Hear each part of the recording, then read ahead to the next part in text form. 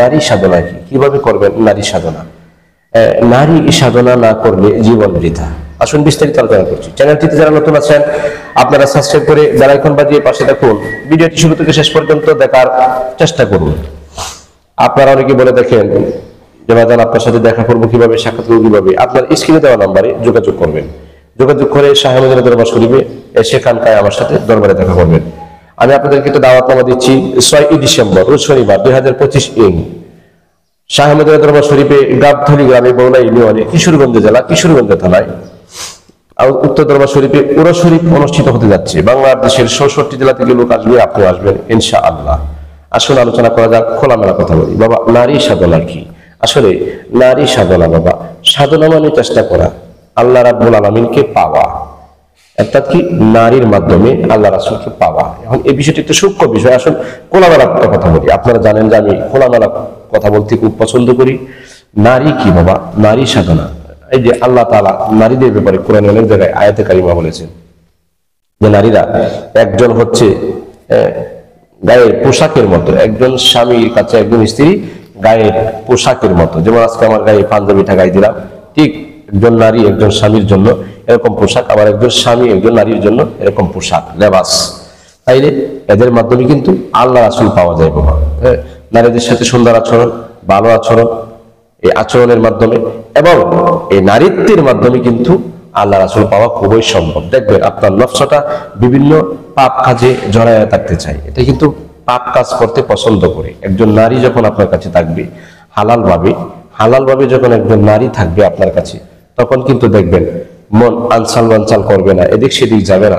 আবার একজন নারীর কাছে যখন একজন হালাল পুরুষ থাকবে, তখনও কিন্তু বাবা তার মন আনসাল বানসাল করবে না। এখন বলা হচ্ছে সাধনা কিভাবে করবো? সাধনাটা আল্লাহ রাসূলের তরিকায় করবো। সাধনা কি? নারী পুরুষ উভয়ে কিন্তু সাধনা আছে। আল্লাহ রাসূলকে পাওয়ার জন্য সেই রেজামন্দি, সেই সাধনা করতে হবে। এখন প্রশ্ন হলো নারী সাধনা কি? একজন পুরুষের বেলা এটা নারী সাধনা কি বাবা? নারী দেখলেই মন, লোভ, লালসা, খাম, কুস্বভাব, কুপ্রভাব ভিতরে জাগ্রত করা যাবে না। এই নারীর কাছ থেকে নিজের নফসটাকে, নিজের দেহটাকে পবিত্র রাখতে হবে এবং কাম বাসনা থেকে দূরে রাখতে হবে। নারী দেখলেই নারী প্রেমে পাগল হওয়া যাবে না। আর নারী দেখলেই যারা নারীর প্রেমে পাগল হয় তারা নারীবাজ। এই জন্য এই নারীবাজ, নারী কেলেঙ্কারির কাছ থেকে দূরে থাকতে হবে, কুকর্ম থেকে দূরে থাকতে হবে, সুকর্মর দিকে এগিয়ে যেতে হবে বাবা। একজন নারী আমার মায়ের মতো, কারণ নারী কিন্তু আসলে মায়ের জাত। এদের সাথে মায়ের নজরে তাকাতে হবে। মায়ের নজরে, মার নজরে তাকালে এখানে কিন্তু আপনার কোন রকমের শয়তানের ওয়াসওয়াসা এবং মন যেটা চাই সেটা করা যাবে না। এমন কিছু করা যাবে না যাতে আল্লাহ রাসূল কষ্ট পায়। আল্লাহ রাসূলের সন্তুষ্টির জন্য, আল্লাহ রাসূলের সন্তুষ্টির জন্য কোনো বাণী, কোনো তালিম, কোনো কথা, কোনো শিক্ষা, কোনো দীক্ষা, এগুলি কিন্তু কোনো কর্ম আদায় করতে হবে। সন্তুষ্ট কি? আল্লাহ রাসূল যাতে সন্তুষ্ট থাকে, আল্লাহ রাসূল যাতে সন্তুষ্ট থাকে এবং আল্লাহ রাসূলকে পাওয়ার জন্য কোনো কর্ম, কোনো সাধনা যেটা বৈধ আর যেগুলি নাজায়েজ কাজ, যেগুলি নোংরামি আছে, যেগুলির মধ্যে নোংরামি অপবিত্র আছে, এইগুলি থেকে বিরত থাকতে হবে। এই জন্য বাবা পীরের দরবারে অনেক মহিলারা যায়, যাওয়ার পরে দেখা গেল কর্ম দেয় না, তালিম দেয় না, তাওয়াজ্জু দেয় না, অর্থাৎ মারেফতের কোন কর্ম না দিয়া আগে কি করে বন্ড সন্ন্যাসীরা নারীদের সাথে আগে কুকর্মে লিপ্ত হয়ে যায়। নাউযুবিল্লাহি মিন যালিক। এটা কিন্তু ঠিক না, আর মহিলারা কিন্তু বুঝতে পারে না। এই জন্য বাবা আমি আপনাদেরকে বলছি এগুলি থেকে বিরত থাকবেন। আল্লাহ রাসূলকে পাওয়ার জন্য কোনো শিক্ষা, কোনো তালিম, কোনো তরবিয়ত দিবেন, সাধনা দিবেন, সাধন ভজন দেবেন। আপনি কুকর্মে যাবেন কেন?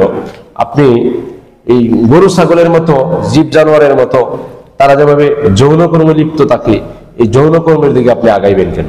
আপনি তাকে কর্ম দিয়ে আস্তে আস্তে আস্তে আস্তে কর্মের মাধ্যমে, সাধন ভজনের মাধ্যমে আল্লাহ রাসূলকে পাওয়ার একটা সিস্টেম আপনি শিখাই দিবেন। আর আপনারাও আল্লাহ রাসূল পাওয়ার জন্য সিস্টেম, আপনারা পদ্ধতি অবলম্বন করবেন। না কইরা নফস যেটা চাই, মন যেটা চাই সেটাই করলেন বাবা, এটা তরিকতের ভিতরে নাই, এটাই কিন্তু তরিকা না।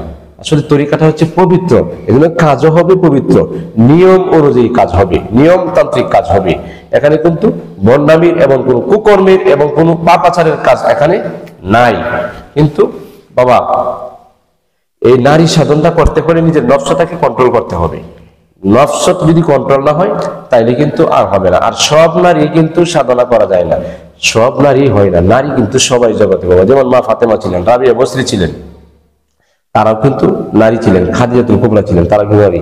আর এখনো বর্তমানে অনেক নারীরা আছে যারা যাদের সতীত্বকে বজায় রাখে, জিনা করে না, পরকিয়া করে না, পাপ করে না, অন্যায় করে না, নিজের মাথা থেকে নিয়ে আমানত জিনিসটাকে তারা গোছায় রাখে, আমানত জিনিসটাকে তারা কি করে বজায় রাখে, এবং আল্লাহ রাসূলের সন্তুষ্টির জন্য তারা নিজের আমিত্বটাকে তারা মাটির সাথে দাবিয়ে দেয়। হ্যাঁ, তবে এখানে একজন কামেল গুরুর সঙ্গ নিবেন বাবা মা। কামেল গুরুর সঙ্গ নিলে আপনি পথভ্রষ্ট হবেন না, আপনার আমানত কিয়ানত হবে না, হ্যাঁ, আপনার দেহের সৌন্দর্য কমবে না, আপনার দেহের আমানত ক্ষতি হবে না। বন্ডের কপ্পরে পড়বেন, আপনার জীবন বিনাশ করে দিবে। কারণ সে চাইবে শুধু খালি কি আপনার সাথে যৌন কর্ম করতে, আপনার সাথে মিলন করতে, আপনার সতীত্বকে নষ্ট করতে। কামেল গুরু চাইবে একজন বাবা তুমি পর্দায় থাকো, তুমি শরীয়তের পুরোপুরি ভাবে আমল করো এবং তরিকতে ঢুকো, ঢুকে তুমি মারেফতের যে কর্মগুলি আছে আগে তুমি সেই কর্মের সন্ধানে যাও। কর্মের সন্ধানে যায়া আধ্যাত্মিকতার জগতে তুমি ফানাফিল শায়েখ, ফানাফিল রাসূল, ফানাফিল্লাহ, বাকাবিল্লাহর দরজায় তুমি আস্তে আস্তে ঢুকো। আর গরু ছাগলের মতো কিন্তু এটা করা ঠিক না বাবা, গরু ছাগলের মতো ব্যবহার এই তরিকতে না। এই জন্য নারী সাধনাটা এভাবেই করতে হবে, নারীর কাছ থেকে নিজেকে হেফাজতে রাখতে হবে এবং নারীকে সাধন করতে হবে কিভাবে?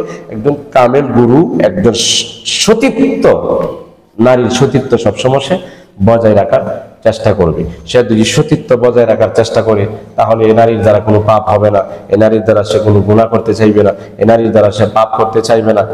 অর্থাৎ এই সতীত্ব যদি রক্ষা করে এবং এই নারীর সাথে যদি সে সাধনা করে তাহলে নারীও হবে কামিয়াবি, সেও হবে কামিয়াবি। কারণ একজন গুরুর কথা শূন্য মান্য সে চলাফেরা করছে। আর একজন গুরু কিন্তু ওই নারীর দিকে একটা মায়ের নজর রাখছে, মায়ের মতো দেখাশোনা করতেছে, ওইখানে কিন্তু পাপাচারের কোনো কাজ হবে না। নফসটাকে কন্ট্রোল করার চেষ্টা করছে, দমন করার চেষ্টা করছে। এভাবে কিন্তু নারী সাধন করতে হয়। এছাড়াও বাবা নারী আরেকটা পদ্ধতি আছে, মনে করেন মানুষ যখন হজে যায়, এই যে হজ করে নারী পুরুষ কিন্তু একসাথে বাবা, তখন কিন্তু কেডা মা, কেডা বোন, কেডা কোন নারী, কোন মেয়ে, এদিকে কিন্তু আর ধ্যান খেয়াল থাকে না। তেমনি ভাবে আর একটা জগৎ আছে, মুর্শিদের সাথে এই একটা জগতে যেতে হবে। এই একটা জগতে গেলে আপনার আপনি কে আমি কে এটার কিন্তু পরিচয় আর থাকবে না।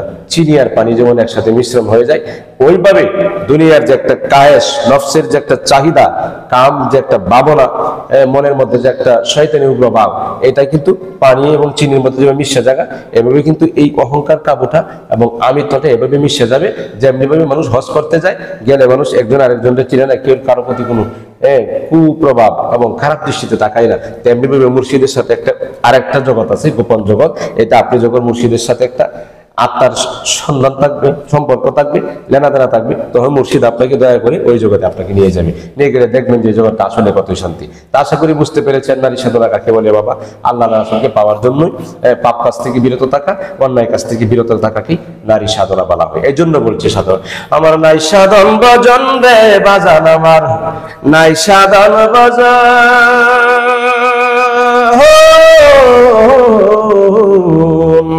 আমার কাছে কি দন আছে গো, কি দন দিয়া রাখবো তোমার মন। আমার নাই সাধন ভজন রে বাজান, আমার নাই সাধন ভজন, আমার কাছে কি দন আছে, কি দন দিয়া রাখবো তোমার মন। তাই তো আমি দিবানিছি তোমার প্রেমে ভিখারি মুর্শিদ, তোমায় কত ভালোবাসি। আমার দয়াল কি জানে নারী, তারে আমি কতই ভালোবাসি।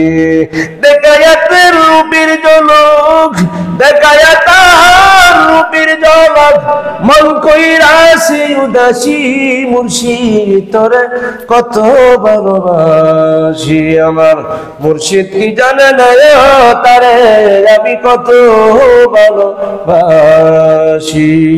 আশা করি আপনারা বুঝতে পেরেছেন নারী সাধনা কি বা কিভাবে করতে হয়। ভিডিওটি সহজ সরল ভাষায় তুলে ধরার চেষ্টা করেছি। আপনারা ভিডিওতে লাইক করবেন, শেয়ার দিয়ে ভিডিওটি ছড়িয়ে দিবেন। আজকের মতো এখানে শেষ করছি। সকলে ভালো থাকুন। আসসালামু আলাইকুম ওয়া রাহমাতুল্লাহি ওয়া বারাকাতুহু।